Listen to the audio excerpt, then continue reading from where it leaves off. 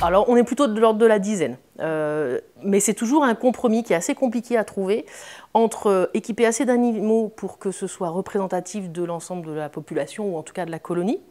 Évidemment, plus on met de balises sur des animaux, plus on va avoir une vision vraiment exhaustive ou en tout cas représentative de la colonie. Le problème, c'est que ça coûte très cher. Et c'est quand même invasif pour les animaux, c'est-à-dire qu'on dérange la colonie quand on vient les capturer. Donc même si on imaginait qu'on avait assez d'argent pour mettre des balises sur tous les phoques d'une colonie, ça serait quand même beaucoup plus invasif, ça les embêterait beaucoup plus de venir les déranger pour tous les capturer les uns après les autres.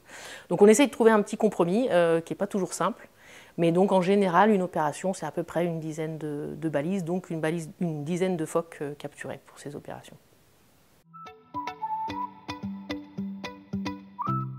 Alors je ne pense pas qu'on leur fasse mal, on leur fait peur, ça c'est sûr, parce qu'ils sont effrayés qu'on leur court après, qu'on les attrape, qu'on les serre dans des filets, donc ils ont sûrement très peur de ça. C'est pour ça qu'on essaye d'aller vite, et puis surtout que dès qu'on les a capturés, le plus vite possible, on les ramène à terre et on les anesthésie. On injecte un produit chimique qui permet de les tranquilliser, puisqu'ils sont plus ou moins endormis. Aussi pour notre sécurité, pour qu'on ne se fasse pas mordre. Et puis la troisième raison, c'est pour qu'ils bougent le moins possible, parce qu'on a une colle qui est vraiment une colle à prise très rapide, pour qu'on reste le moins longtemps possible avec l'animal.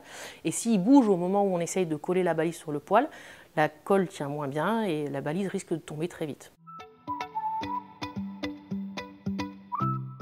Il faut être nombreux, ça dépend beaucoup des situations, ça dépend si les phoques sont sur des rochers, s'ils sont sur des bancs de sable, s'ils sont plutôt dans l'eau, donc c'est assez variable. En général, on utilise des bateaux, même si les phoques sont sur des rochers ou des bancs de sable, ils sont très près de l'eau généralement, ils ne sont pas très éloignés, donc on fait des approches souvent en bateau et on déploie des filets pas très loin, donc ça demande au moins 2 bateaux et donc on est généralement une bonne dizaine de personnes sur ces opérations.